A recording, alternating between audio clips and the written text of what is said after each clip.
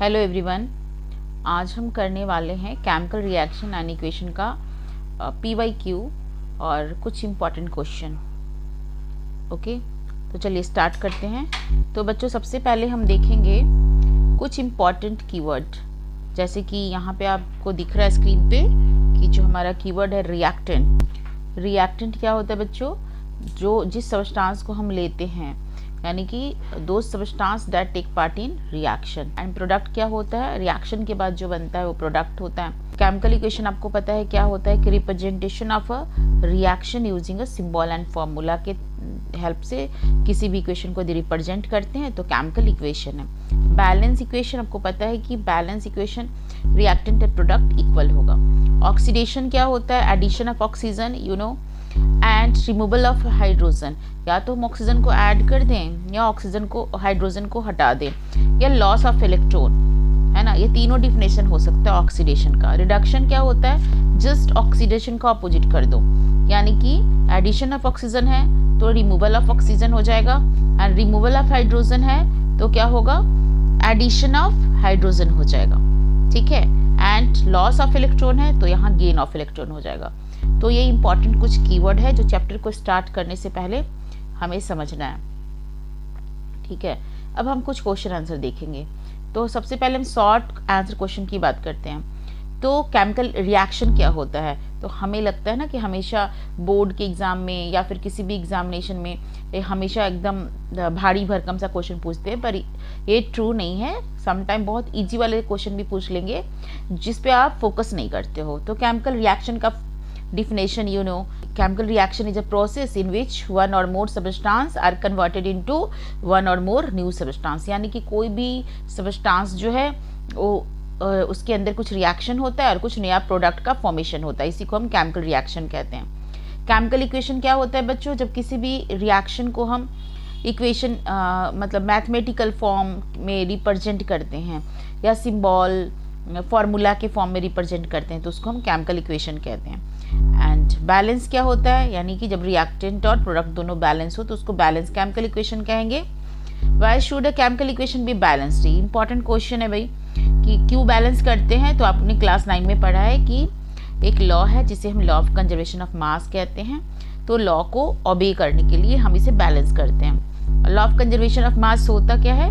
तो mass can neither be created not be destroyed, only converted from one form to another form. ये है हमारा law of conservation of mass, यानी mass को ना बना सकते हैं ना हम डिस्ट्रॉय कर सकते हैं, सिर्फ उसके फॉर्म चेंज होते रहते हैं। ओके, अब हम बात करते हैं फिजिकल चेंज और केमिकल चेंज की। तो ये आप क्लास 7 से पढ़ते आ रहे हो, ठीक है। तो फिजिकल चेंज जिसके अंदर कोई न्यू सब्सटेंस फॉर्म नहीं होता है, यूजुअली फिजिकल चेंज रिवर्सिबल होता है, एंड लिटिल और नो एनर्जी। जब या तो एनर्जी बहुत कम लगेगा या नहीं लगेगा, ठीक है। कुछ एग्जाम्पल हम देख लें, जैसे मेल्टिंग ऑफ आइस। लेकिन केमिकल चेंज क्या होता है? जिसके अंदर नया सब्सटेंस बनेगा, यूजुअली इरिवर्सिबल होता है, ठीक है। और इसमें ज़्यादा एनर्जी, कंसिडरेबल एनर्जी चेंज, ज़्यादा एनर्जी इसके अंदर यूज होता है, जैसे कि rusting of iron. Okay, so these all are the overview of this chapter. Okay, अब हम बात करते हैं कुछ और क्वेश्चंस की, ठीक है, प्रीवियस ईयर क्वेश्चन की, PYQ। ओके, तो चलिए बैलेंस करने के लिए एक क्वेश्चन जो है 2023 में आया हुआ था। आयरन और उसके साथ आयरन को जब हम वाटर में डालते हैं तो क्या बनेगा? आयरन ऑक्साइड बनेगा, Fe3O4 बनेगा और हाइड्रोजन गैस रिलीज होगा। ये क्वेश्चन आपको दिया रहेगा और आपको इसे बैलेंस करना है। तो बच्चों, बैलेंस करने का तरीका मैंने लॉन्ग वीडियो में बताया हुआ है, तो आप उस तरीके से बैलेंस कर सकते हो, ठीक है। यानी पहले हम मेटल को बैलेंस करते हैं, फिर नॉन मेटल को बैलेंस करते हैं, देन हम हाइड्रोजन और ऑक्सीजन को बैलेंस करेंगे। ओके, तो ये रूल है जिसे मैंने आपको बताया हुआ है, उस तरीके से आप बैलेंस करोगे तो बहुत ही आसान है। तो इस तरह से आप थोड़ा बैलेंस इक्वेशन का प्रैक्टिस कर लेना, बट जो PYQ में आया है वो थोड़ा ज़्यादा इंपॉर्टेंट होता है। Type of reaction in which the following and balance the equation. तो इसमें एक कौन सा तरह का रिएक्शन है उसका नाम बताओ और इसको बैलेंस भी करो। तो देखो, देख के तो हमें क्या लग रहा है एडिशन होगा, बट आप देखो साथ में देखो कि एडिशन तो है ही, लेकिन क्या हो रहा है यहाँ पे? डिस्प्लेस भी हो रहा है। जैसे सल्फेट जो था हाइड्रोजन के साथ था, वो जिंक के साथ आ गया, यानी कि जिंक और हमने सल्फ्यूरिक एसिड को डाला था, तो अब जिंक सल्फेट बन गया और हाइड्रोजन गैस अलग हो गया।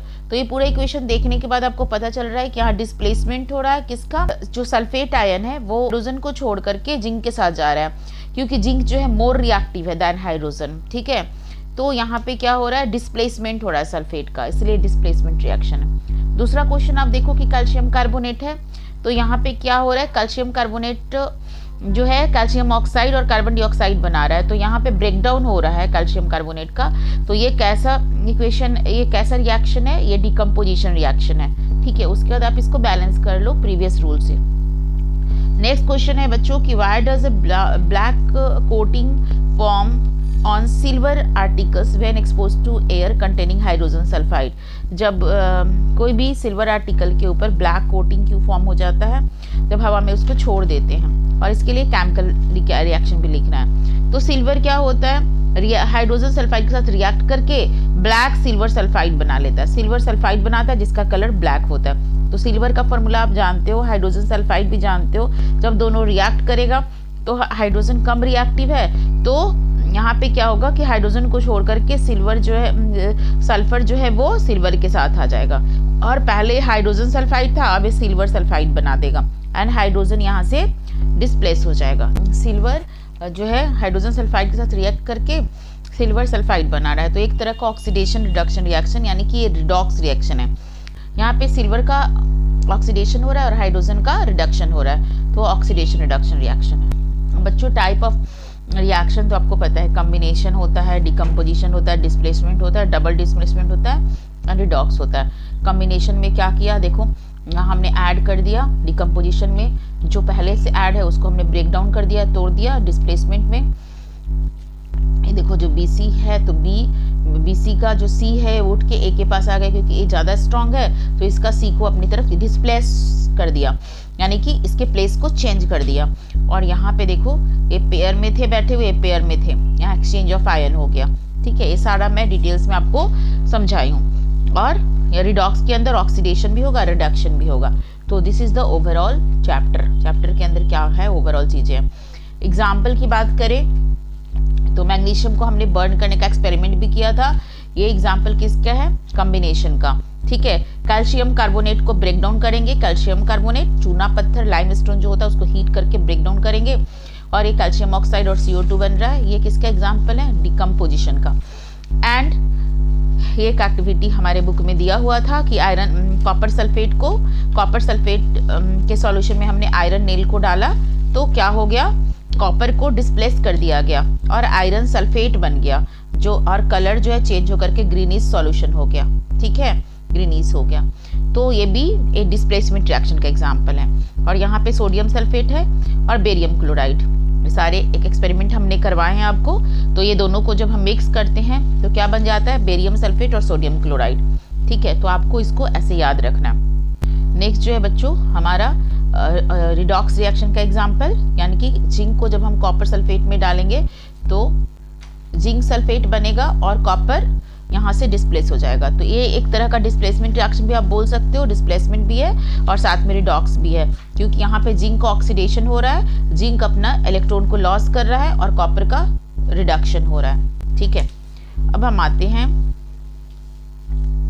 लॉन्ग क्वेश्चन पे। किस तरह के लॉन्ग क्वेश्चन पूछे जा सकते हैं इस चैप्टर से। तो explain the step involve in the balancing a chemical equation with example. तो क्या क्या स्टेप्स, तो सबसे पहले स्केलेटल इक्वेशन को लिखेंगे, count number of atom of each element को काउंट करेंगे, देन बैलेंस करेंगे उसे by placing coefficient, don't change subscript को चेंज नहीं करना है। ठीक, number of atom must be equal, और फिर चेक करना है कि इक्वल होना चाहिए नंबर ऑफ एटम दोनों साइड। तो ये सारा कुछ मैंने आपको बताया हुआ। What are the oxidation and reduction reaction, तो यू ऑल नो कि ऑक्सीडेशन रिडक्शन रिएक्शन क्या है, एक्सप्लेन विथ एग्जांपल। तो मैंने अभी डिस्कस किया, ऑक्सीडेशन में क्या होता है, या तो एडिशन ऑफ ऑक्सीजन हो या removal of hydrogen. Copper oxide का जो है ऑक्सीजन रिमूव हो रहा है, तो कॉपर ऑक्साइड का क्या हो रहा है, रिडक्शन हो रहा है। कॉपर ऑक्साइड रिड्यूस होकर कॉपर बना रहा है, और हाइड्रोजन का क्या हो रहा है, ऑक्सीडेशन हो रहा है, यानी हाइड्रोजन के साथ ऑक्सीजन ऐड हो रहा है। नेक्स्ट हम बात करते हैं वेरी शॉर्ट क्वेश्चन क्या पूछा जा सकता है चैप्टर से। तो name the substance used for blackening of silver article. कौन से सब्सटेंस, तो अभी हमने क्वेश्चन किया कि सिल्वर हाइड्रोजन सल्फाइड की वजह से कोई भी सिल्वर के आर्टिकल्स जो है काले पड़ जाते हैं। Gas release with dilute HCl react with zinc. जब डाइल्यूट HCl को जिंक में डालेंगे तो हाइड्रोजन गैस रिलीज होता है।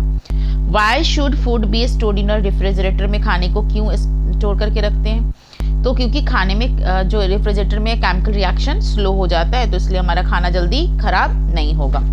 ठीक है, नेक्स्ट क्वेश्चन है what happen when carbon dioxide is pass through lime water. तो कार्बन डाइऑक्साइड को जब लाइम वाटर से पास करेंगे तो क्या होगा? Lime water turn milky due to formation of calcium carbonate. Calcium carbonate बन जाता है और इसकी वजह से लाइम वाटर का कलर मिल्की यानी दूध की तरह हो जाएगा। ठीक है, नेक्स्ट क्वेश्चन है बच्चों right the balance equation for the thermal decomposition.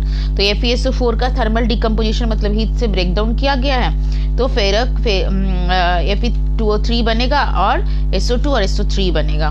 ठीक है, इसको बैलेंस करके लिखना है। ओके, तो ये सारे क्वेश्चन जो है कभी ना कभी हमारे एग्जाम में आए हुए हैं, तो ये PYQ वाले क्वेश्चन भी हैं और बहुत इंपॉर्टेंट है। ओके, इसी के साथ ही हमारा चैप्टर होता है खत्म, है ना। और बाकी यदि कुछ और होगा तो मैं नेक्स्ट वीडियो में कराऊंगी। Thank you.